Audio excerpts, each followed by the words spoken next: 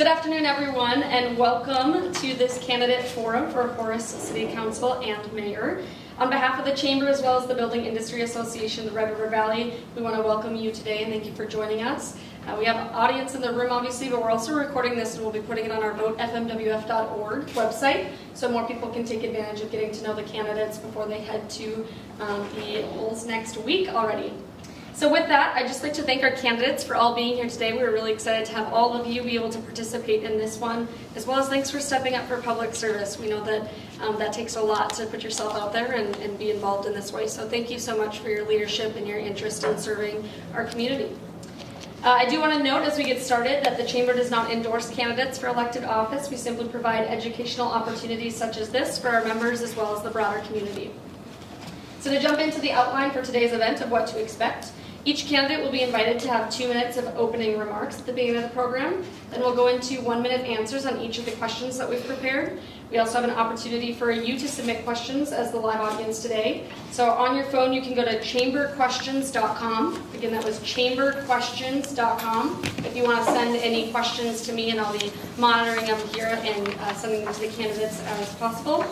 And then at the end, we'll be doing 1-minute closing remarks. So 2-minute opening, 1 minute for the answers, and a 1-minute closing from each of the candidates. We'll also start with a different candidate each time and go down the line as such. So with that, we will start off by having, we'll start on that end. We'll start by having Jeff do a little welcome. So you have 2 minutes for opening remarks. Okay, thank you. Welcome everybody. My name is Jeff Trudeau. I am a 20-year resident of Horace, North Dakota. I am married and have 2 children, and they keep me busy during all of my extra free time. I currently serve on the Horace City Council. I have the operations and HR portfolios, and I also am the representative for MetroCog. And I will be running for the position of mayor for the city of Horace here in the upcoming election. That is it. Awesome. Thank you. Rachel. Okay, my name is Rachel Dwyer. I moved to Horace in 1991 with my parents when my great-grandma moved to the nursing home. We moved into the original family farmstead, and I became a 5th-generation Horace resident to live on that land, west of Horace, and grew up there, and then came back in 2009 with my husband. We have 4 kids, 8th grade, 6th grade, 4th grade, 1st grade. We're super busy with them and all their activities, and we managed to do a few things in the community too. I have been a teacher for 19 years. I teach French. I've taught at West Fargo High School, Cheyenne High School, Red River before that, and now I teach at Concordia College in Moorhead. I hope to bring some of the same attributes that I bring into my classroom every day to City Council, such as high expectations and clear communication, fostering collaboration, advocating for people. Some of the things I'd like to see for the city would be keeping Horace affordable for families, and I think a big part of that is bringing in businesses. Sales tax and commercial property tax would really alleviate a lot of the tax burden from the residents. I'd also like to see, with those businesses, I think it will enhance the community instead of being a bedroom community. It will foster that just community that we already have that is thriving. You know, a grocery store, a bank, things like that I think would really be nice to have and would make Horace stand out as like its own town more so than just where people sleep, and then Fargo being the big hub. But this would, I think, make Horace more of a thriving community. Great. Thank you. Jordan. Hi, I'm Jordan Kraus. I moved to Horace in 2021. However, I went to West Fargo. I grew up in West Fargo, and I grew up in Nelson Acres, which is on the south side of West Fargo. So I hung out in Horace quite a bit growing up. We would snowmobile out to the Come and Go and sit in the little booths and hang out with our friends that also could snowmobile meet us there. So I feel like I've been around Horace a long time. My family's originally from Kindred. The rest of my life is I am a small business owner. I own a few small businesses. My father started a property management company when I was an infant and raised my brother and I in that business, and so we took that over when he passed away. What brought me to Horace is my grandma lived in Horace, and she just really wanted my brother and I are very close. My brother is already very planted in Christine, North Dakota, and so I was lucky one to be moving. So yeah, I have 4 kids, 3 adopted. I was a treatment foster care parent for 7 years, had 16 kiddos, and was able to adopt 3 of them. And then we have one little 3-year-old of our own. Tyler is a police officer for West Fargo, so a big thing that's very important to me is community safety, bring a better, Cass County does an amazing job for us, but we are asking a lot of them and they're already short-staffed, so one of my big goals would be to bring our own police department, and I think it would be really cool to build that out and see how that could come to Horace. I also am very pro-business. Being a small business owner, I understand how much the small businesses play in the community and how working, like when we put on an event for PTO, like we go to our small business owners to come and support us, and so bringing those to Horace is very important to me. Yeah, that's what I got. Awesome, thank you. Naomi. Yes, my name is Naomi Birkland. I am married with 4 children. I worked in the medical field for over 15 years and then made a transition out of the medical field once all the COVID stuff happened. So I've been fortunate enough to work downtown at the RDO building. I am running for re-election for my seat. I've lived in Horace since about 2013-ish, I think, yeah, 2013. I can't think of a better place to live and raise a family. Horace is one of the fastest growing cities in our state, and a steady hand and experience is vital to guide our city during these times. My years on council, I've gained the needed knowledge and experience, and I'm looking forward to an opportunity to continue to represent the residents of Horace. And I've always put the residents first and will continue to do so in my next term. Thank you. Well, thank you all for your opening remarks. We'll jump into questions right away. So like I said, we have 1 minute to respond, and we'll kind of go down the row again. So we'll start with Jeff on that end. What is your motivation for running for city council or city mayor in your case, and what makes you best fit for the role? Best fit for the role is I've served on the city council now for over 3 years. The reason for running is continuity of the city. Right now, we did not have another candidate put their name in for mayor of Horace. It is a very tough, demanding job. You are always under the spotlight. Being the fastest growing city of the state, we are always in the spotlight for any kind of controversy, whether it's good or bad. And it is a very demanding position. And it takes a lot of patience and leadership to try to move the city forward. And I believe I have those qualities. Thank you. Rachel. I'm running for city council because I really love Horace. I found out that there was an open seat, and I really love the community. I also feel like I have a foot in both worlds in the way that I live in a new neighborhood, and I also am from Horace, and so I think, like most things, a lot of things are just kind of a balancing act, just making sure things are collaborative, and almost never do I think things are kind of, is the right answer on one edge in a way, and so I really feel connected to existing residents. I really feel connected to people moving to town, and I hope to bridge that gap with my hopeful time on council. Thank you. Jordan. Yeah, I think my main push to run for city council was to work on bettering and making an easier process to bring businesses to town. I am a person that likes to be involved, and so when I was trying to bring a business to town and I saw some different things that were maybe challenging, it's easy to complain, but it's harder to get involved, so I figured that if I wanted to complain, I needed to get involved. And so I felt like I was already pretty connected with the city between PTO and having 4 kids in 3 schools, and so doing different things like that, I just felt like it was a good fit for me. I've served on the foster care board for the state, and we're really working to make changes for a whole community of foster parents, and so I think I bring a lot of experience of that has a lot of politics behind it, and so you really have to like remind everybody every day, like, we're trying to better this for the kids, and so you have this big picture, but you're trying to get to a common goal. So similar to what Rachel said, there's not always a right answer, and I think I can help with that. Thank you. And Naomi? Why am I serving or running? I guess I love Horace very much. I was actually attracted to Horace as a single mom looking for affordable housing. I was living in an apartment at the time, and there was nowhere for my daughter to play, and there was parties all around. So I really wanted to find somewhere where I could afford to live. Horace was that. So I love Horace. I have a serving heart. I really just want to make a difference in my community.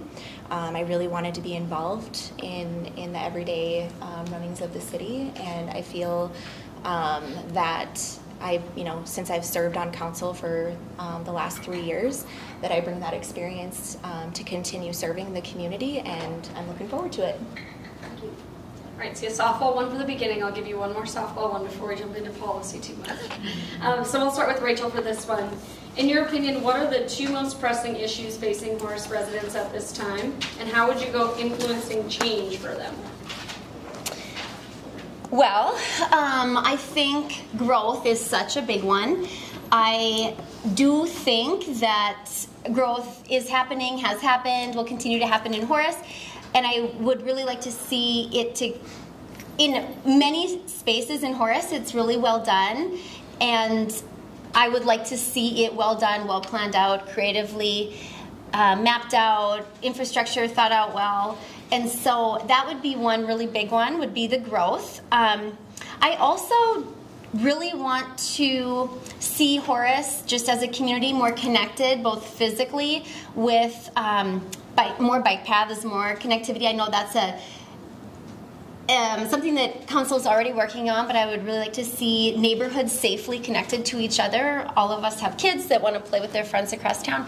And also, more Horace-specific sports clubs, more Horace-specific, more businesses, more clubs that are based in and for Horace children and people. Thank you. Jordan? Sure. I think one of the big things that I noticed right away is that we have new people in a lot of different roles of the city, or newer things. So we have a new fire chief, and we have a new fire inspector, and we have people that are trying to do things and make changes, and I think the workability together is a big thing that we need to work on. Getting everybody at the table, from planning to zoning to city to parks to schools. It's easy for anybody to come to council and complain that the schools are overrun, but if they don't know that council doesn't get to move a new school in. So just having better workability between all the different parties, I think, would be super helpful. Growth is, a big topic for sure, which is going to come with a lot of expenses of new infrastructure, and can we support all these different things? And so finding creative ways to pay for those without specialing everybody that's already there. Thank you. Naomi? For me, my most pressing issues, I think, would be specials, of course. I'm starting to see more and more of these as of lately, new developments impacting existing residents and their pocketbooks. And so I really do think that we need to be careful that new growth does not take place on the backs of the current residents, and making sure that if a existing resident needs to be have specials assessed to their properties, that it needs to make sense. We have to make sure that we're doing a good job of allocating those specials. Unfortunately, they're ever rising right now. So that would be one of my pressing issues. The other one is our fast-paced growth. It can be very difficult to manage at times, and so making sure that we're crossing our T's, dotting our I's, and working together with the developers and city staff, and making sure that we're being supportive of them. Thank you. And Jeff? For me, the most pressing issues would be the rising property valuations, which lead to higher property taxes, and then also the special assessments. When I started council, the thing I wanted to focus on was putting together a special assessment policy to try to make sure things were fair and appropriately distributed out amongst the property owners. We have passed a policy. That policy does inform each of the property owners or residents in advance of what was required by Century Code. I do believe that gives the residents a chance to understand what projects are coming and also give them a chance to voice their opinion on those projects before they actually come to fruition and they get billed for them. So those are my two pressing issues. All right, thank you. Reminder to the audience, you can submit questions at chamberquestions.com online. All right, so our first kind of policy question, you all have brought up in various different ways, housing and affordability. Horace has experienced tremendous growth in the recent years. As homeowner affordability and accessibility, what is your view on that in Horace? What's the city's role, if any, in ensuring adequate stock of housing, diversity of housing options, and cost containment? I'll repeat that one more time. What's your view on homeowner affordability and accessibility in Horace? What's the city's role, if any, in ensuring adequate stock of housing, diversity of housing options, and cost containment? We'll start with Jordan. Sure. I think the city's role in that is bringing the people that are willing to bring that to the city to the table. So if you want affordable housing, having the conversation with other developers and people that have done that in other cities, going and talking to housing authority and different people that are experts in this, and not reinventing the wheel. I of course support rentals because everybody at one point in their life might rent, and not everybody wants to be a homeowner. And so making sure that we have a housing option for each person and what they're looking for is super important. I think how it is maybe affordable is tough right now. You know, we have high interest rates. The cost of building isn't getting any cheaper. So I think we have to lean on the people that do it best and just make sure that they are always in the room when we're having those conversations. Thank you. Naomi? Well, Horace does have a wide variety of housing options for residents currently.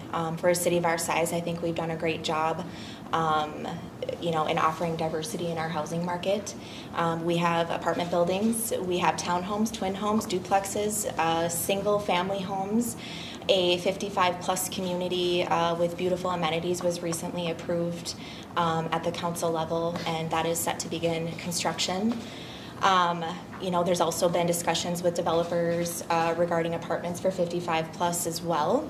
I think one of the big concerns with our housing would be the affordability. I think it's imperative that we work hard to keep our taxes low and our assessments low as well, because that does directly relate to the affordability of the housing for these residents. And so I don't want to be taxing and assessing residents out of their homes. It's just not something that I would like to do. Thank you. Jeff? All right, so for our affordability for our housing, it boils down to a much bigger issue than a small town of 5,000 people. It is a national issue, and yes, we experience it just like everybody else. We are doing our best to try to provide different options, as Naomi said, to people that want to try to move to Horace. The cost of infrastructure right now is currently increasing, and it causes the special assessments to add to any price of a home. So currently, we do allow a tax abatement for the first 2 years to try to help incentivize growth. That, as always, could go away depending upon the need. But our city itself is trying to make sure that we review what the assessed values are every year when they change from the county, and we are trying to offset the increases by lowering the tax rates to make more affordable housing in Horace. Thank you. Rachel? As for accessibility and diversity, I support creativity. I know when we met with BIA, they talked a lot about the missing middle, that there are some gaps in what's available. Somebody mentioned at that forum some tiny houses or just some options, because there's a bit of a gap between what we call maybe a starter home and apartments. There's a large gap, and so I don't know, like a tiny home, I don't know if it would need to be like our zoning ordinances would have to be reviewed. I'm not sure exactly, but I think just creativity and an open-minded, like a way to dig in and see if there's a better way, if there are more ways, just some creativity there to find other housing products. Affordability, I agree with Jeff that I think what we can do at the city council level is keeping the mill rate low, and We also have more prairie dog funds coming in once 5,000 people are verified, we have more state money coming in too to offset. That was verified today. Was it?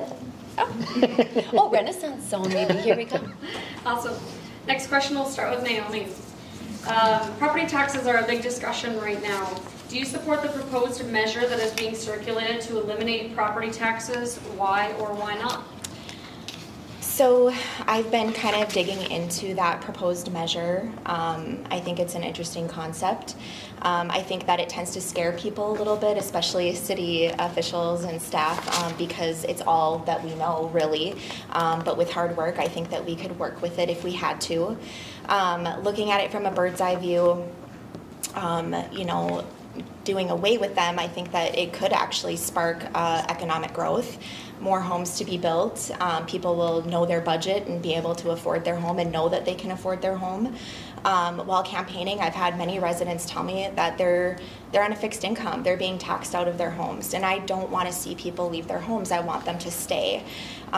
So I also think this will help with renters as well, because the landlords won't have to increase their renter fees for these residents.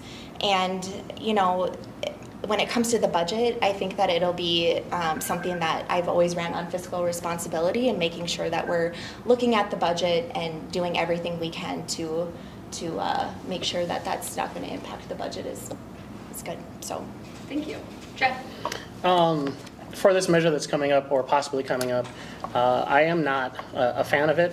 I don't believe enough research has been done to prove that it is a viable option over time. It might sound good in the short term, but I don't think it can self-sustain or fund in the long term, and I believe at some point we would have to look for a different option. That being said, I would much prefer the state legislature look at possible ways to limit the amount of property taxes that are being assessed to people on fixed incomes, maybe that are retired or after a certain age and a certain income, being able to make sure that they can stay in their homes. They've paid for how long to live there, and if they're being moved out because of property taxes, I do believe that is unfair. And I would support us, going out to the legislature to a session to speak about that. Thank you. Rachel? I also maybe I don't know enough about it, but at this time I don't support doing with property tax. I think that we can keep it low with other mechanisms, but I don't know how that would go exactly, doing with it completely. And I agree that I met with a legislator recently who talked about that this is a big goal. They really do want to help provide relief. They already have, and they want to increase it or keep it, is what he told me. So everyone's aware that property tax is a huge burden for residents. Keeping the mill rate where it already dropped to, I think, is big from our end, and also just being more creative about other funding sources. Thank you. And Jordan? Yeah, I'll stay with the trend. I don't think it's something we can move forward with right now. We don't know enough about it. I also, if we eliminate property tax, that's going to get assessed somewhere else. Is your utility bills or where else? The money's going to come from somewhere. My grandma lives in a house in Horace on a fixed income, and she talks about it a lot. But she's doing the programs that are out there, and I think too, like if we work on more measures and more things that we can help our seniors, I think that's a better use of our time than worrying about eliminating property tax and all the repercussions that would bring. Mm-hmm. Thank you. This next question will start with Jeff. Comes from the audience. How do you plan to address conflicts of interest, either real or perceived, as it relates to your voting role on council? In your role, you could be involved in votes that directly impact your business or businesses of direct competitors.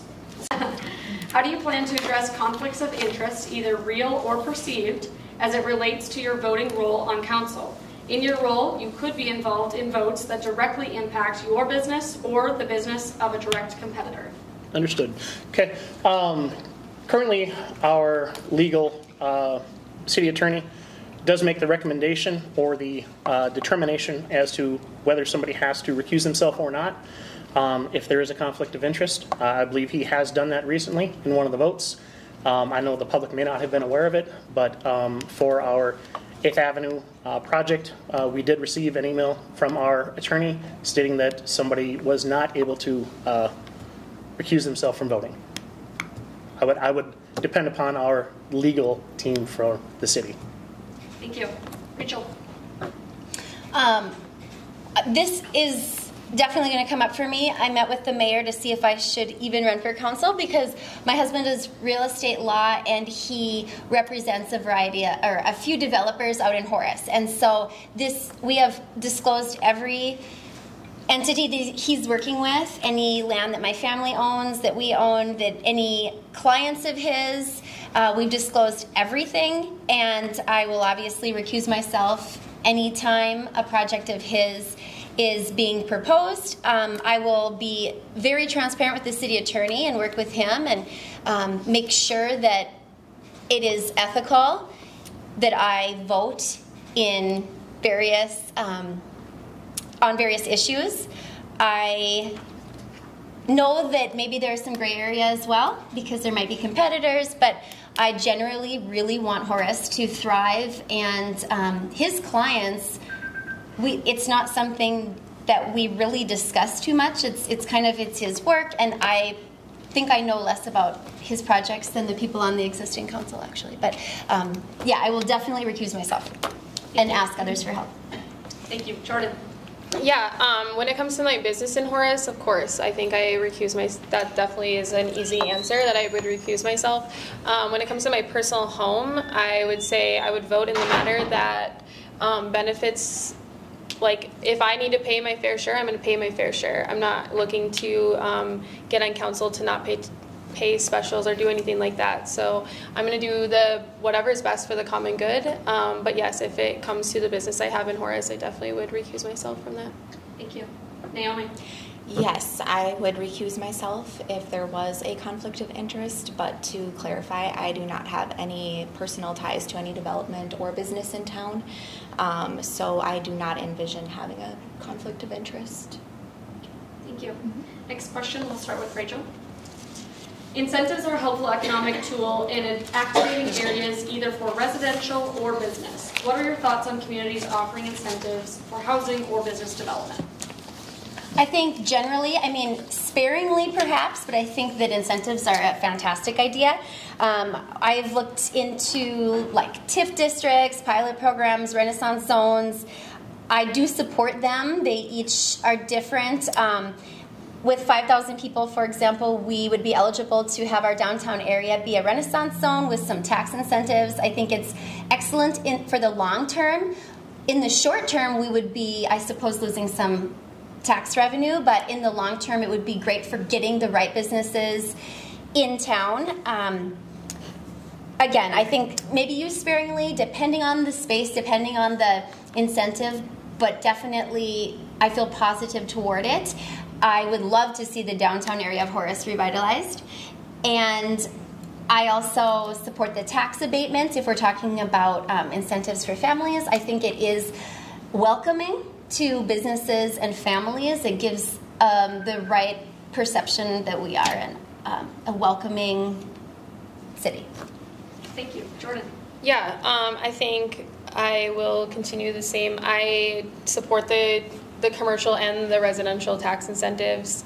I think that the city is ran as a business, and in business a lot of times you spend money to make more money, and so if we bring in a grocery store that benefits every single person in the town and we give them a tax incentive on the front end and they save forever, everybody wins in that. So I again agree, I don't think we need to hand it out every day to anybody that comes to us, but I think like really being mindful of is this a community need and can we meet them in the middle, and I think that we definitely need to be open to that discussion.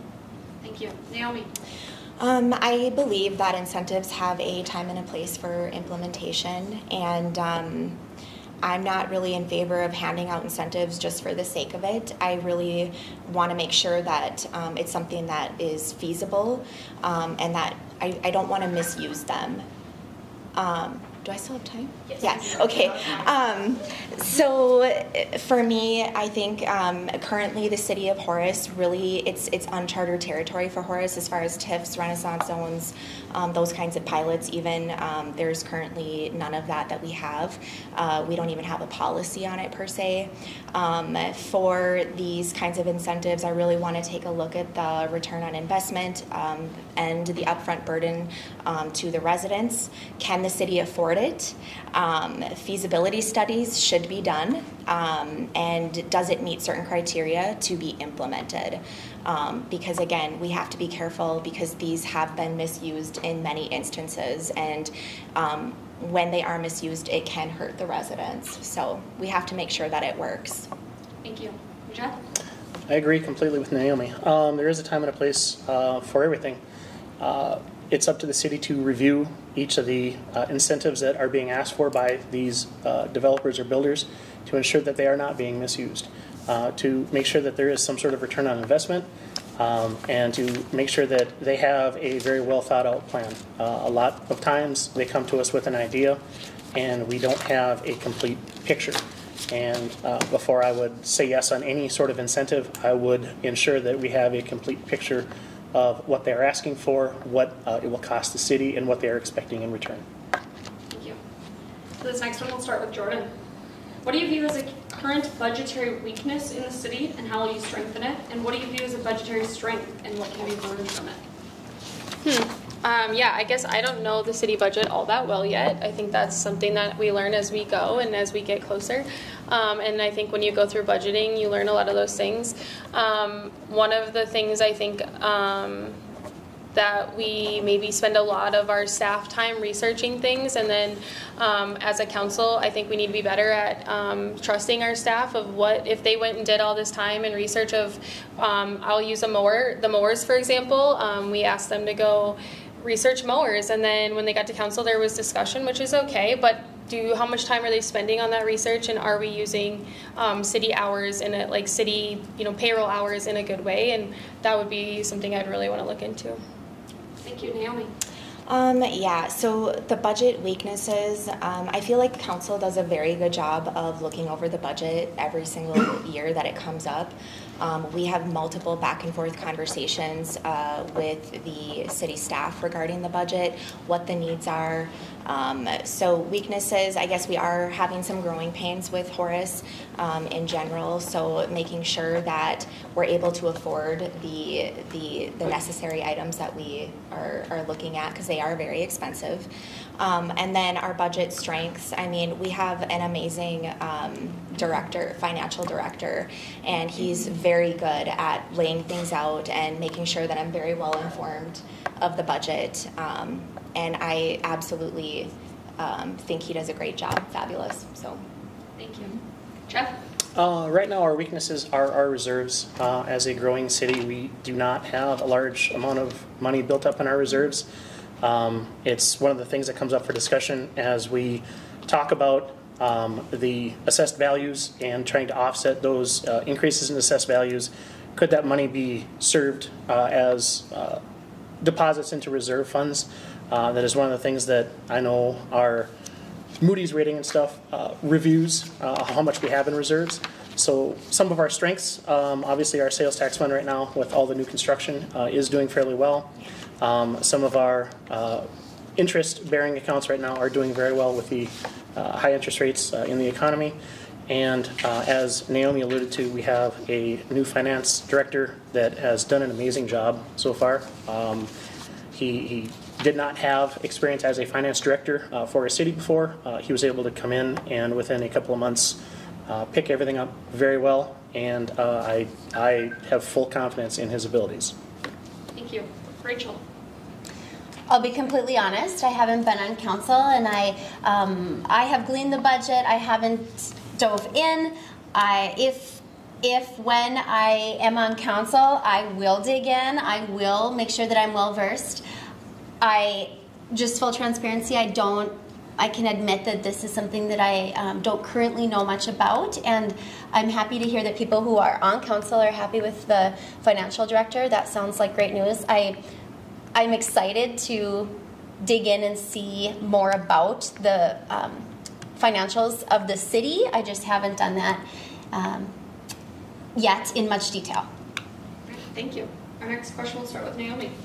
With the state legislative session right around the corner, what issues do you believe Horace should have on the policy agenda? When it comes to the state legislators, I really would like to see them find avenues to help us with funding our sewer infrastructure. We do have needs. We have been given the okay by Fargo to get our infrastructure, or our sewage over to Fargo, so that we can start decommissioning the lagoons. But currently there is no funding like that available from the state. So I would really like to see them help with that. Another thing would be, I'm really happy to see that they are working on the daycare situation for North Dakota. I do know that it helps with our workforce. So if you don't have childcare, and Horace has felt it, I've felt it myself right in our hometown. But it was really nice to see that Governor Burgum did go ahead and sign HB 1540, which allocated around $66 million in state funds to work alongside the federal funds for the North Dakota Child Care Initiative. So continuing that would be something that I would like to see. Thank you. Jeff? All right, so Naomi took mine. I will echo those sentiments. Currently right now, the state allows for matching grants for water. We did have a big water project just finish up here in Horace. We do not have any kind of grant matching for sewer, and that is our next big project, is to have another main line to flush to Fargo as we try to transition to them taking our wastewater to their treatment plant versus us going to our lagoons. The other thing that recently helped out on, I traveled to Bismarck with Brenton to ensure that we get proper representation for a study that they wanted to do, that West Fargo Public Schools wanted to do, to allow the school district to separate itself from specials being added or assessed by a government entity. If they own property in the city, they wanted to have say as to how much they were going to be assessed. So I would like to see additional time spent on that from our legislature. Thank you. Rachel? I think the number one thing a lot of residents talk about is property tax, and I do know that it's on their mind, the legislators, and I am excited to see what more they can come up with. I think that's the number one. I agree with Naomi that childcare is really a huge issue, and I believe that the state allowing them 401k and insurance benefits through the state does help. It's complicated because if they ask for more money, then it's not affordable for families. So it's just, and then subsidizing them is also tricky. So I do think that some of these perks, like the insurance and the retirement, are really good ways to help childcare workers make ends meet. But I think property tax would be the number one thing that I hope the legislators work on. Thank you. Jordan? Sure. I think I would echo, I have 4 kids. Finding daycare is incredibly difficult. So I think we've all hit that. But I would say if we could work harder on how do we benefit our senior citizens more, is that a state funding thing that we can work on? I think Horace has a lot of people that I would love to see in their homes, just like Naomi stated. My grandma's holding onto her home like it's flooding, right? Like she's just like at the door, don't even think about moving me. So making sure that those people can just stay in their homes, and what can we do on a city level and what can we do on a state level to help that? Great. Thank you. For the next one, we're going to have a different question for the mayor candidate versus the council candidates. Sorry, Jeff, bring it on, right? Bring it on. So as the mayor, what are your responsibilities will be to be the face of the community and representing the city? How would you seek to do that? What could voters expect from you? Voters can expect a lot of the same, what I'm doing right now, as far as being able to work with the individual people on council to allow us to come together and try to make decisions. I will be the face, trying to explain how and what the vote came to be and what it means to the outlying public. So For me as mayor, it is, it's obviously I don't vote nearly as often as the rest of the council. I only vote to break ties, but I am the person that will be there to explain why a vote turned out the way it did and try to get the public to understand their reasoning. Great, thank you. And for our council candidates, what sets you apart from your opponents and makes you the best candidate for the seat? Let's start with Rachel. Well, I mean, I think everybody up here is pretty qualified, but I guess as an educator, I guess that's one thing that sets me apart, and I guess there's two things. So, and being an educator, for sure, I've been on so many committees and leadership groups for that, and so schools are generally led with a lot of civility and collaboration. People communicate really well. I notice that I think generally leadership committees in schools are run really well, and I hope to bring a lot of those same attributes to council or to how I approach people. And then also just the longevity my family has in Horace sets me apart. My great-grandpa, Didrik, he was a mail carrier. He carried by car in the summer, by horse in the winter, and I love seeing old pictures of the city. I just feel a huge connection to the past of Horace. Thank you. Jordan. Sure. I'm going to echo what Rachel said. I think everyone's super great. I think everybody brings a really cool perspective. I would say what makes me a good candidate is my leadership on different boards of the foster care. I'm going to go back to that. It's something super difficult, and it affects tiny humans that are in a situation to none of their own doing, which is similar to residents that are getting special assessed and have to just deal with the consequences. And so I think I bring a lot of experience of not everybody will win, but we have to worry about the greater good and being okay and proud of the decisions that I make. Thank you. Naomi. I guess my experience from the last 3 years would be why I would say it sets me apart from my opponents. I've had to have and make very difficult decisions on council at times, to the point where I have laid up at night, wondering, did I do the right things? Did I say the right things? Did I represent the residents right? I'm very passionate about my neighbors, about my community, about the people that live there. I always want to help.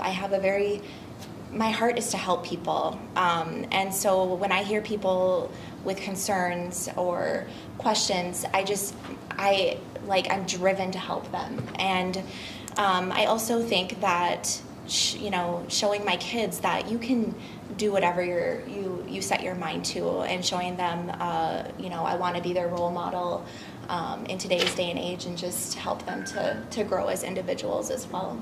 Awesome. Thank you. All right, this next question, we'll start with Jeff down on the end again. What strategies will you use to foster economic development and workforce retention in Horace? Workforce retention. Workforce retention isn't something that a city itself can accomplish. What we can do is try to offer affordable housing to allow people to focus on their careers or their jobs. We are currently trying to do that. Like I said, we have lowered our, I can't use the quote-unquote M word, we have lowered the taxable rate for assessed values, and tried to make our housing more affordable in Horace, and that hopefully will allow residents to not have to worry about money as much. I believe we are the only community in the metro area that did actually lower our rates, and also we did not increase our franchise fees to assist the residents as well. So it's more of us trying to lower the cost of living by staying in Horace. Thank you. Rachel. Business retention, I think getting them to Horace is probably the first step. And so kind of back to the incentives, for example, if let's say a grocery store isn't sure if we have enough residents to support a workforce, then I do think that would be the time for one of those mechanisms to be used to encourage a grocery store to come to Horace, going door to door. A lot of people talked about grocery stores, and they do need workforce. And I think, again, back to affordable housing and a variety of products that we haven't seen, maybe in Horace, creativity and how things are laid out. For sure, apartment buildings are really important to have affordable housing, and then also what would be other options. I just think being open-minded and creative about that. Jordan? Yeah, I'm going to go back to really supporting our small business owners. If you, like, let's take we bring a headquarters to town, and if it's incredibly expensive for him, the owner, to operate, it's harder for him to pay his staff higher wages. It's harder for him to offer benefits and health insurance and all those things. So if we can help them, our business owners on the front end, can they take better care of their employees too? And if they take better care of their employees are going to stay, and maybe they're going to want to live in Horace. I know, like, a lot of our staff are coming, or a lot of the people that are working in Horace don't necessarily live in Horace. So how do we get them to come and live in Horace as well? Because then they're going to be getting gas there and shopping and doing their Amazon purchases to their residents and all those things that continue to come back to the city of Horace. Thank you. Naomi? I'm going to kind of echo what Jeff said. You know, I really pushed hard to lower the, what's the word we can use? Tax rate for assessed values. Can't use the M word anymore, I guess. So I pushed very strongly to do that, and I feel as though when you have lower, sustainable, predictable taxes, that's going to help grow your base. When you have people that are coming to Horace, typically when you have people where people are, businesses will come. They will always come. So making sure that we are keeping our taxes at a predictable, sustainable rate is very important to me. That's going to help with the continued growth. I do want to just mention, though, I mean, we are growing so tremendously fast that even in these last couple of years, we've actually exceeded not only our housing permits in 2023, but we did more than double our commercial permits for businesses and industrial in 2023 over the year of 2022. So I find that very interesting. They are coming, and it's just a matter of time that we'll have more. Next question will start with Rachel. Growth seems to be a continued theme of this conversation, as expected. With growth comes growing pains, as many of you have mentioned. Do you feel that city services have continued to adequately keep up with the fast-paced growth? If not, what are a couple of areas you'd like to devote more attention to as a city council member?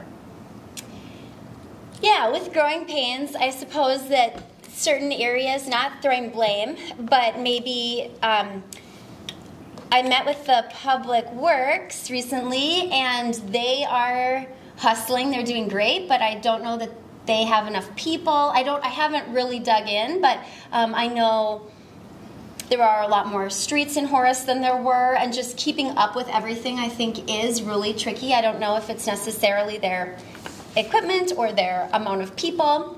Also, I think the ordinances aren't always, I think they're maybe, correct me if I'm wrong, but currently complaint-based because you guys are super busy. So they're acting on complaints instead of maybe just checking things, and it's maybe that they're understaffed, so that would be another growing pain. I think Park Board is always, this isn't Park Board, but trying to figure out how to take care of the new different amenities, and yeah, for sure, Horace has a ton of growing pains, and just offering grace to each other and trying to find new solutions. Thank you. Jordan? Yeah, when I was going door to door, I heard a lot of people say, my roads don't get plowed quickly. My neighbor is parking in his front yard. And so when I had met with city staff as well, they had really wanted a code enforcer. They wanted more public works teams. And so I think we know that we're growing. It's no different than all of our other areas. Our schools are begging for more people. So I think just like coming up with a good way of how do we add those things, what's most important first. Public safety, we'll go back to that. Like, we're going to need our own police department at some point. And so working through that, and how does that come? Thank you. Naomi?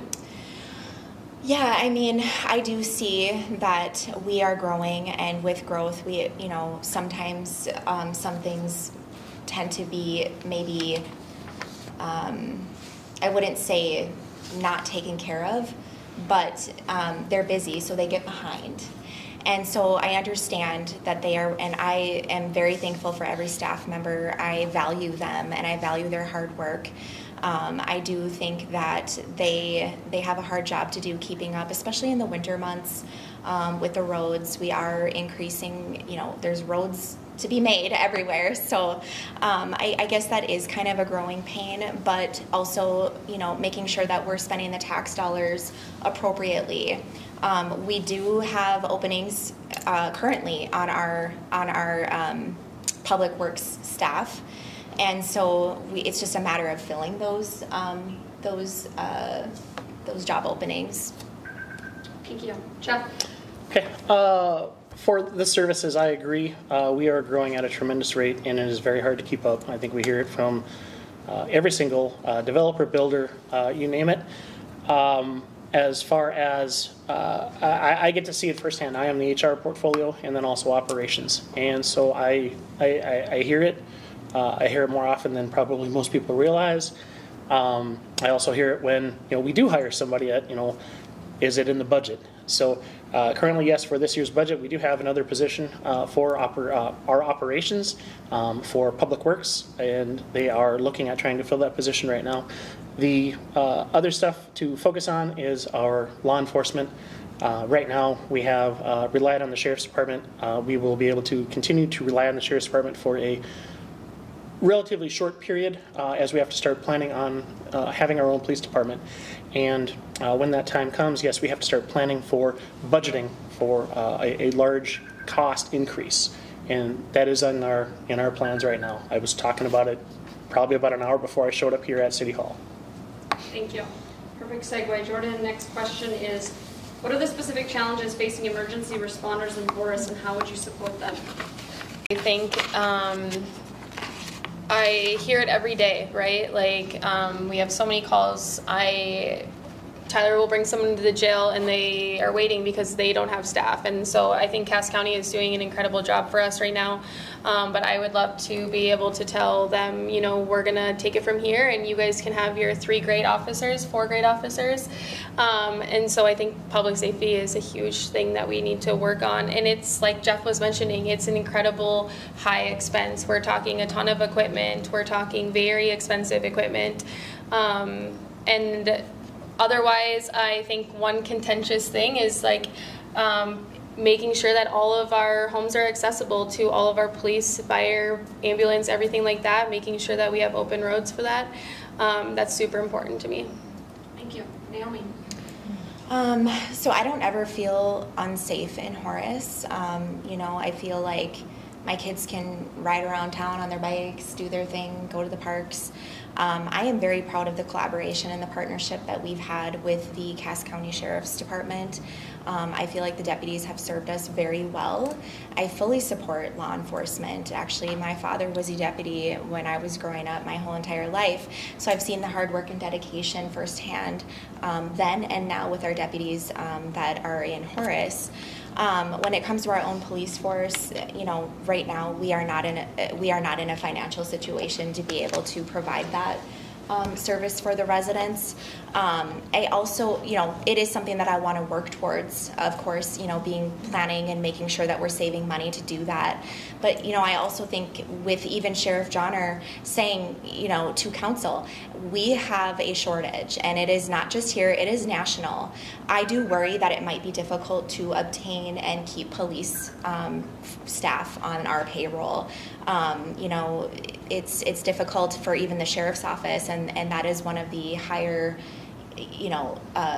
positions for law enforcement. And so most people want to move on to the sheriff's department in some capacity or another. So I do worry about that. So making sure that that position is attractive is a must. But how do we make that affordable? Thank you. Jeff? I'll agree exactly with what Naomi just said.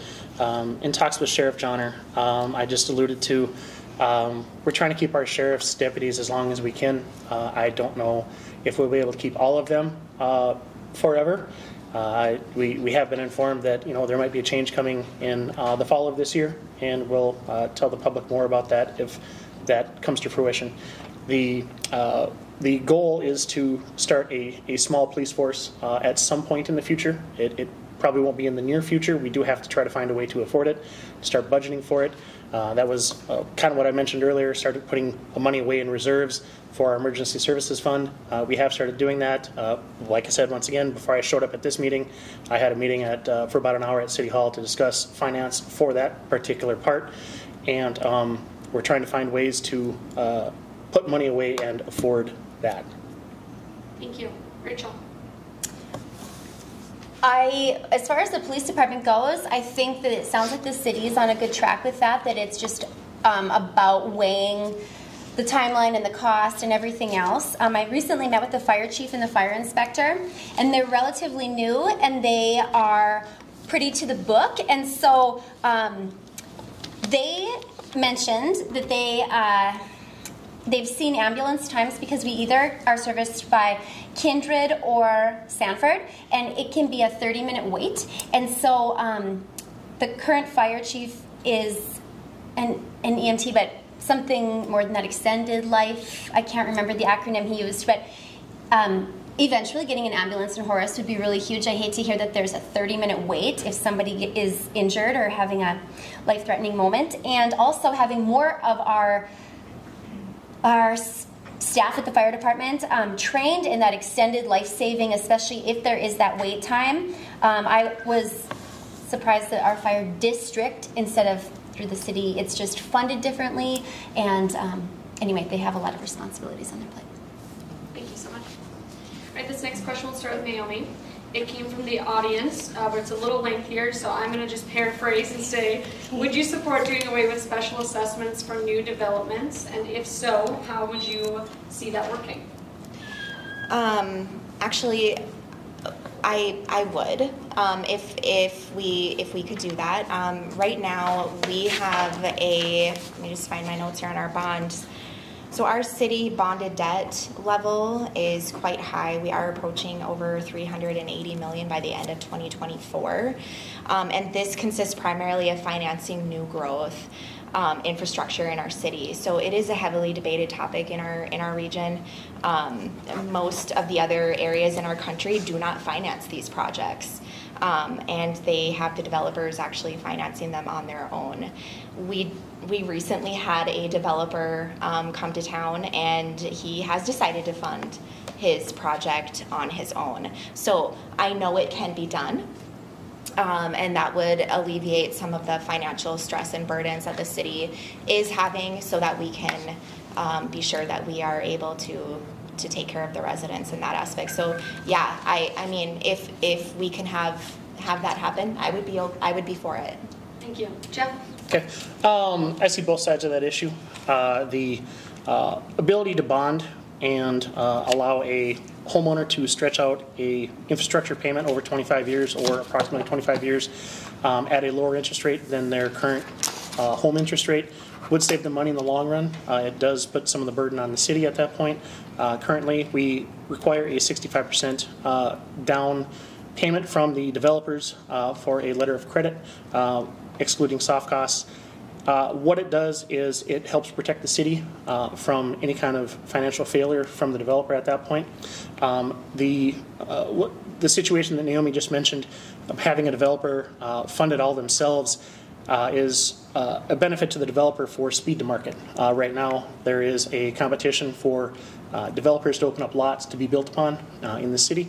And if they can get their product out to market faster, that will allow people to build houses on their lots quicker and try to beat the competition to that punch.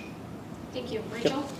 Yeah, nobody likes specials, and not to have an unpopular opinion here, but I don't know if there's necessarily a better way, because if the developer funds their own neighborhood, I don't think this, well, first of all, the city can borrow money at a lower rate, and second of all, then the city has control Going back to the fire department, they said that there's a private street right next to the apartment building that they can't get their truck through, and it was that was not infrastructure done by the city, and so I would fear that more things would be done out of the control of the city as far as public roads and things. Also, if you live in I think the neighborhood that Naomi's referring to, it's built into their lot prices, the infrastructure, but if I only live in a house for 5 years and I am paying for the entire infrastructure instead of passing that on to who I sell my house to down the road, they might live there longer. I don't know. I'm on the fence about it. I don't think doing away with specials, I don't know a better way right now. Thank you. Jordan? Yeah, I'm going to echo what Jeff said as well. Like, the city, when the city's involved, everything is continuity. You know, we get the same things. I think everybody's playing a role of what they're good at, and I agree with Rachel as well. Like, I was happy to sell my last home and leave my specials behind, and when I got to my new house, I did the same thing. And so I would say doing away with specials until we have a good example of what that looks like, I don't know that we're ready to do that. Thank you. Next question will start with Jeff. What role do you see growth of neighboring cities playing in the development of Horace? What relationship would you look to have with the surrounding cities? Okay. Relationship with the surrounding cities. Currently, Horace is working with some of the surrounding cities as part of MetroCog. We also have a technical board that our engineers meet with their engineers to ensure that we have continuity of roads and planning for certain important roads through both, or I should say all Metro, including West Fargo or Fargo, whichever neighboring cities are touching us. Give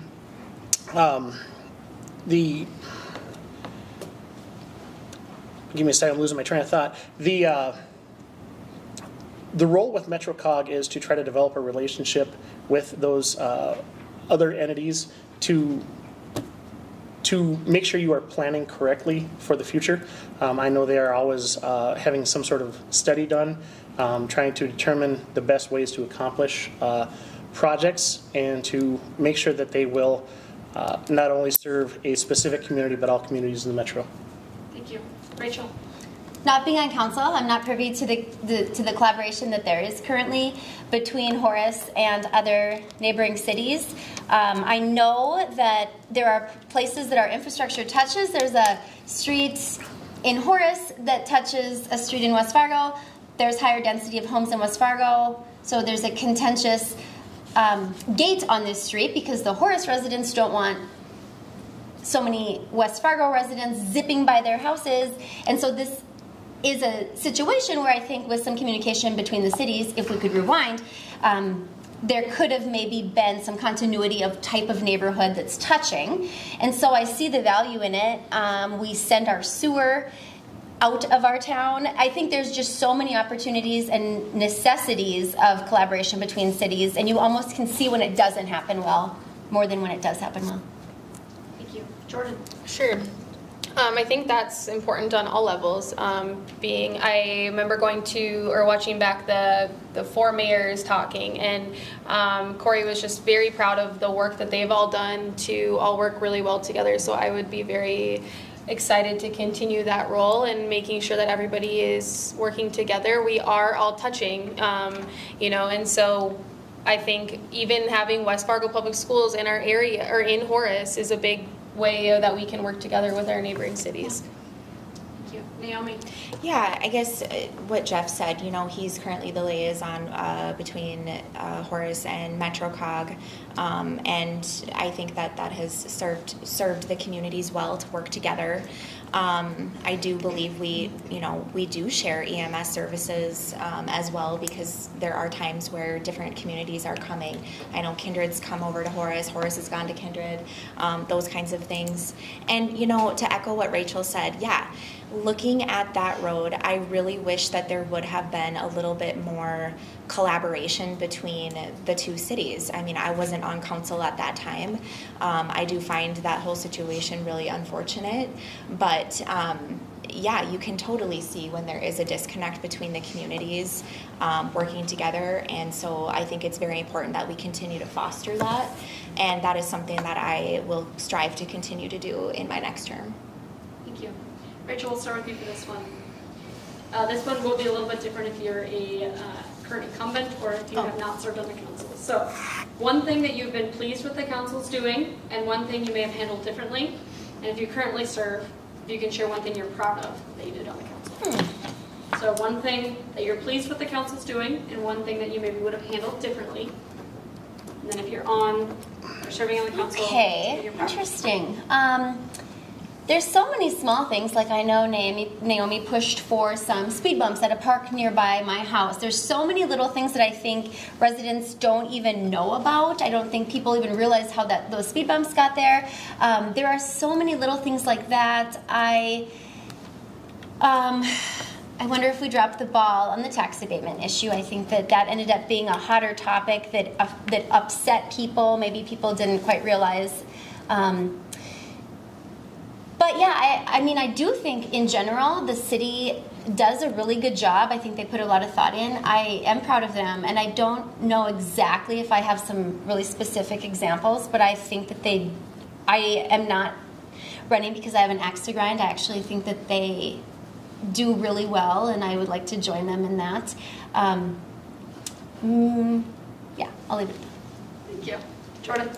For sure. I think that, of course, I think they work. I really appreciate the discussion a lot of the times. I think it gives everybody an opportunity to hear different perspectives, and you've seen someone that you can maybe tell walked into a meeting with one view and then gets discussion and is able to maybe vote on the common good, and I think that's super important. Yes, I think that the tax abatement definitely could have been handled differently. In my door-to-door, in all the meetings I've done to run for this, I've heard a lot of people say that they didn't feel like they were ever invited to the discussion, whether that's a developer, whether it's a homeowner, so how do we get better at educating people and including them? Another thing is I think we need to do a better job of explaining to residents all the different parts. If you're upset that a park isn't being maintained, it's not a city council issue. Start with your park board. We've had many times where I feel like maybe just going and talking to your neighbor first could have solved the problem before you take it to the council level. Thank you. Okay, so then for the two of you that are serving, I should also add that the one thing you're proud of, but if there's something you wish you would have handled differently, you're welcome to expand on that as well. So I'll start with Naomi. You know, I'm really proud of the transparency that I've helped foster while being on council. Since my time on council, I've helped implement posting of meeting agendas, agenda packets to all the residents prior to the meeting so that they can be informed. E-notifications to the residents, you simply sign up and decide which e-notification you desire to have sent to you. We work hard at putting information out on the Facebook.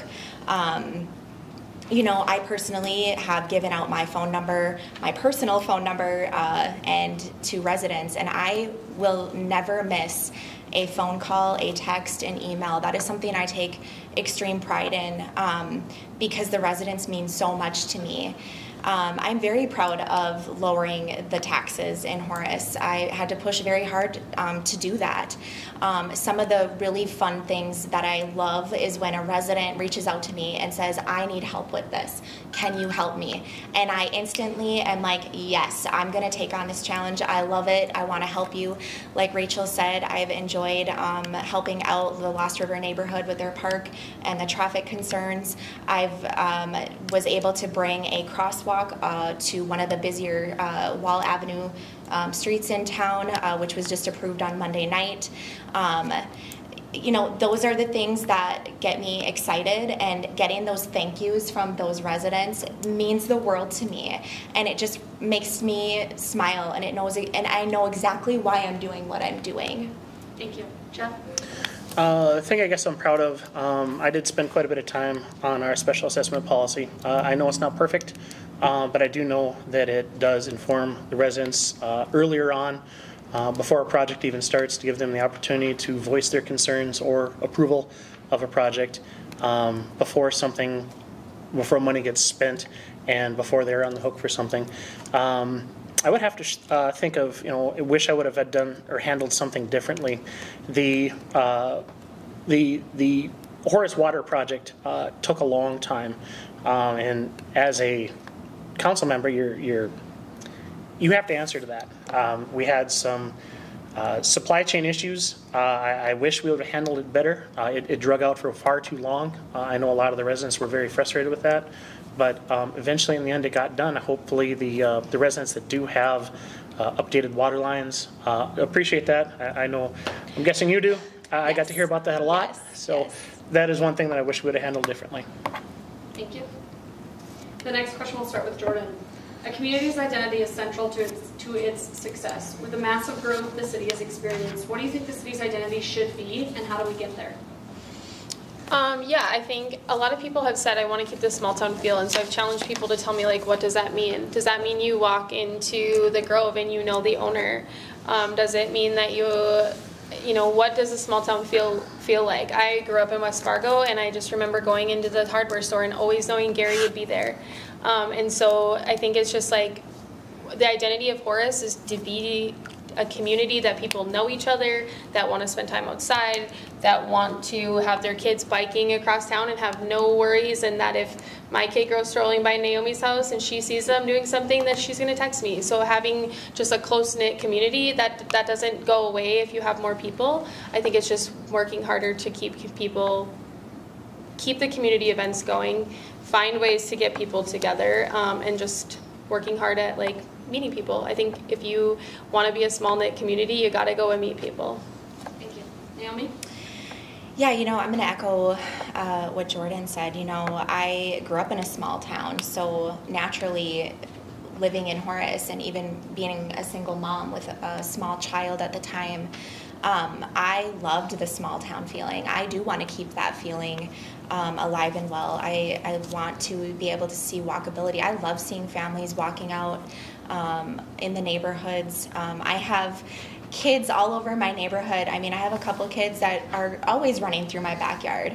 And you know what? I love that. I love seeing them cutting across and not worrying about it, because we are neighbors, and we take care of each other. I love seeing block parties come to council. To be able to, block the roads and be able to have that sense of community is very important. Bean Days, we've done a very good job of keeping Bean Days alive, even with the smaller things like, the American flags that, were put up for the holidays, and, the Christmas lights that we do on the light poles as well. It keeps the community feeling like a smaller town. Thank you. Jeff? I agree with both Jordan and Naomi. Our community is different. I will admit that. We have a unique opportunity to keep it that way. We get to look at the larger communities around us and see some of the things that their residents do not like. What I would be very proud of, and our city's identity, is the residents can actually talk to our city council or our mayor. They have a direct line to them, and I don't believe anybody on our city council would ever refuse the opportunity to talk to a resident. Even Naomi and I hopped in a golf cart about 6 months ago and drove around, and we just openly talked to people that were out on in their yards and stuff like that, just to visit with them and get their feel of how things are going. And I don't know if you actually see that in other surrounding communities. You have that sense of community pride. You have neighbors that actually help their neighbors out, and I don't know if you see that in bigger cities. And I will consider Fargo here a bigger city. It's the small town feel. People move to Horace for a reason, and that is to avoid a big city. Thank you. Rachel? Yeah, I mean, growing up in Horace, it felt like a small town, and to be honest with you, I think it still does, at least for me. Maybe just my circle has grown. I do think if you go to one of the Horace churches or send your kids to this school or have a close-knit neighborhood, that really helps. I do feel like the people, at least that I know, are proud to live in Horace. They love living in Horace. I agree with Naomi that Bean Days is really a big deal. The neighborhood parties are a big deal. And then the walkability. And so even just getting more of that going. And maybe, as I mentioned earlier, the clubs that are specific to Horace, if your children are in, I know there's a Horace Wrestling Club, awesome. More things like that. I know we are sick of driving to North Moorhead to watch 10-year-olds play baseball. And so there's so many kids in Horace. Just even encouraging more of that type of thing. We love the Horace Elementary School. I feel like that is such a community builder. And yeah, I think we do keep the small town feel with existing large Horace. Thank you. All right, we're going to do a question that is just for the council and then one just for the mayor, and then we have some rapid response ones before your closing comments to end the evening out. So we'll start with Naomi for the council question. Tell us what voters should expect from you as a city council member. What is one promise that you'll make to voters? To always work for them would be my promise to the residents. I truly value their opinions and their desires and their needs for their community. You know, keeping my availability to them is super important. Like I said, I mean, I have residents calling me personally, which is really cool to have that. I was over in a development earlier last week, and I was out there with a rake myself and buckets trying to help with some drainage that was happening in the streets. So I have no problem getting down and dirty and getting into the weeds of things. I want residents to know that I'm going to be there for them, and I am a sounding board, and I care very deeply. Thank you. Mm-hmm. And Rachel. It's similar, but different because I don't have the experience Naomi has, but for sure, just to listen to residents. I have gone door to door now for a couple weeks, and I have just kind of fallen in love with the strangers that I meet, just in general. I've had a couple conversations that I thought were going to be a quick knock, and it was an hour, and we ended with a hug. And I didn't know these people before. It's just, I think maybe it's a Horace thing, or maybe, I don't know, maybe I am too talkative. I have no idea. I don't make a lot of progress when I go door to door, but I'm excited to connect people because they all have different issues. I didn't even know about some of this stuff, and I want to connect them with the right people. I don't know, I can't solve their problems really personally, but I can hopefully, with the contacts I will have on city council, I can connect them with the right people, and I really care about them. I already do really care about them. Jordan. Yeah, I will echo kind of what both said. I think being available to talk to people, being willing to help people, being that champion. Maybe it's helpful to bring, if two neighbors aren't getting along, is it helpful to go be the person in the middle of that conversation? I heard a lot of things door to door as well. We had a lady, like, people want you to sit in their house. Like, can I get you some wine? Do you want some, like, or like, I really need to make 20 more houses tonight, you know? So I think, like, people just want to be talked to and have their voices heard and be included in the conversation. And I think that's at all levels. Of course, the residents are very, very important, but our business owners, they bring a lot of risk and things to town as well. So I think we also need to be willing to hear our business owners as well. Thank you. And Jeff, for your question, in a metro region like ours, city governments must work hand in hand. Mm-hmm. What relationship do you currently have with the surrounding city mayors or county chairs, and what kind of relationship do you hope to form with them? Currently, I serve on MetroCog. There is one mayor that sometimes attends MetroCog, but for the most part, I need to start having the monthly mayor meetings. I have not started attending those yet because I have not been elected as a mayor yet. I do plan on getting elected as a mayor unless Mickey Mouse shows up and has a pretty strong write-in candidate game, but I do plan on trying to work with the surrounding mayors. I have visited with West Fargo's mayor quite a bit before in the past, and I do look forward to meeting some of the other mayors. I have not met Mr. Mahoney previously. So it is important for the cities to try to work together, and I hopefully will be introduced by our mayor sometime shortly. As far as Cass County government, I do have some of those representatives on MetroCog, so we have visited before. Thank you. All right, some rapid response questions before we end with closing remarks. So the way these will go is no timer, but I'll give you directions for each of them. So for the first one, how would you grade the city council in the past few years? A, B, C, D, or F. So basically like a grade in school. And in one sentence, why? Not too many commas in the sentence. So. The county commission candidates had pretty long sentences. So how you would grade the city in the past few years, and then why? Grade The city or city the council? Grade the city council. Okay. Okay, we'll start down here with Naomi. I'd probably give us a B. And why, I would say there are a lot of differing opinions on our council, which is good. I think having a different opinion on council is necessary. I think that just because you have a different opinion with a council member does not mean by any means that you can't get along. I think that, I've had to have really tough conversations on council and see other viewpoints, and I have seen other viewpoints and have made those determinations accordingly. So, Perfect. Okay. That's right. Jordan. I think I've only been watching city council for a year, so I've watched very contentious things, a tax abatement that brought a lot of light to the town, public roads with gates on them, really hard work of keeping our tax rate or lowering it. I'm not going to say the M word either.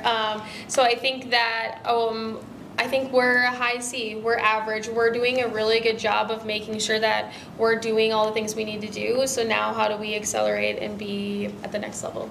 Thank you. Okay, I'm going to do the homework assignment correctly. B,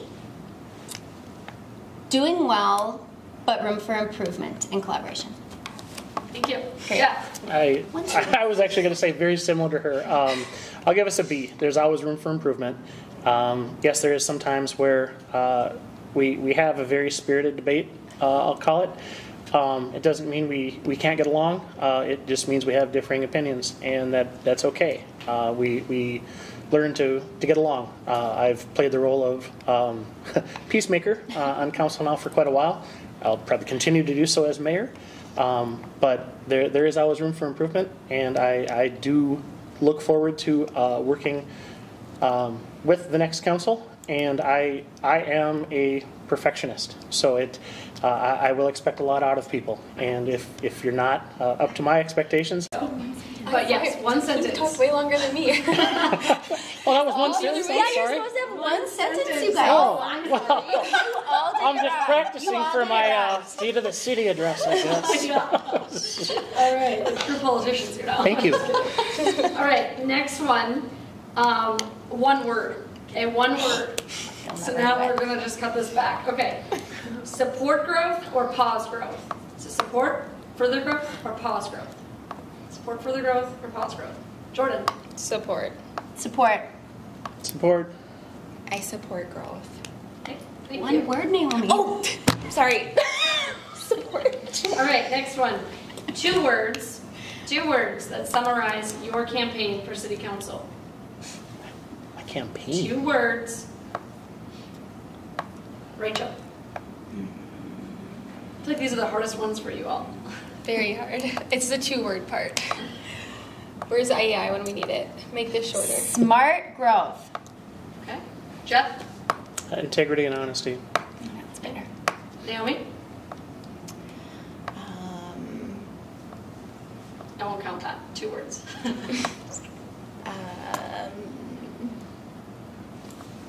What was the question? 2 words that summarize your campaign for council. Yeah, integrity and caring. I'll go with workability and collaboration. Great. Thank you. So we got better with the rules as it went on that section. All right, we're going to move to closing comments from each of you. So again, you'll have 1 minute for closing comments. We will start with Rachel and go this way, and then end with the mayoral candidate. So Rachel. Okay.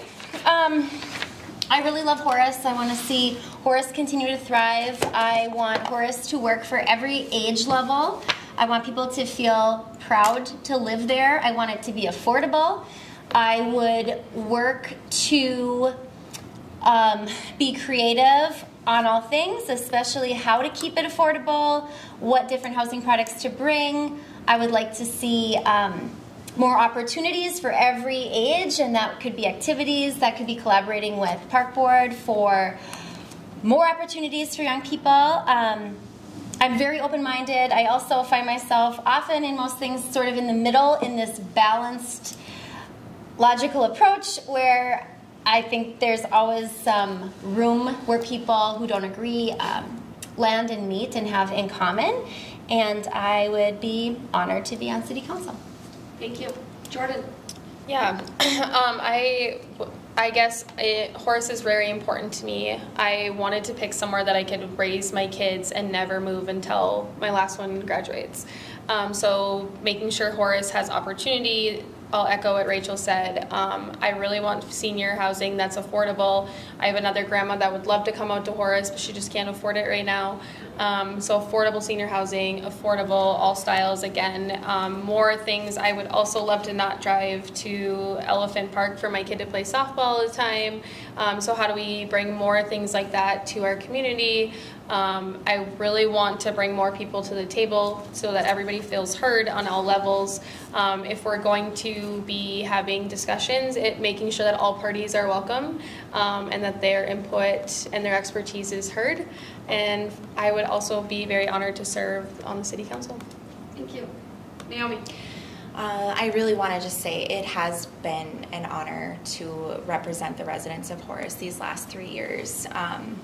I have learned that residents really want someone that will put their needs first and foremost, someone that they can wholeheartedly trust in making their decisions without any outside influence, someone who can make the right decisions even when it's tough and you have to go against the grain at times, someone who watches the city budget like it's their own checkbook, someone who actively pursues growth that is predictable and sustainable.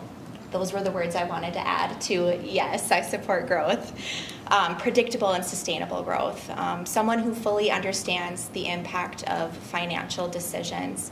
And I bring that experience and all of these qualities to the table if I'm reelected. And I would appreciate the vote on June 11th. Thank you. Final word to our mayoral candidate, Jeff. Well, this is my reminder to residents that we do have an election on June 11th. Please go vote. I think the city government works hard to represent the citizens of Horace, and I hope that is evident by our previous actions. I do realize I'm not running against anybody. Believe it or not, I wish I was, because it feels almost wrong to not have more than one person running for a position. It makes you wonder if you're doing the right thing by running. So I hope everybody goes out and votes. Please take it seriously for our city's future. And with that, I will finish. All right, thank you. And I'll echo the comments on voter engagement. We didn't get to that question this evening, but wanting to improve voter engagement, this is one of the ways that we are working on that collaboratively. So thank you again for joining us, for your participation, for all of the candidates stepping up to serve in this capacity. Thanks for those that were here today, as well as those that will watch this in preparation for voting. A reminder that you can visit votefmwf.org, which is a nonpartisan election resource designed to empower local community members with current information on local candidates such as those that are here with us today. And a recording of today's event will also be posted on there, so please share it with others that are in the community as well. With that, thank you so much and have a great evening. Happy voting.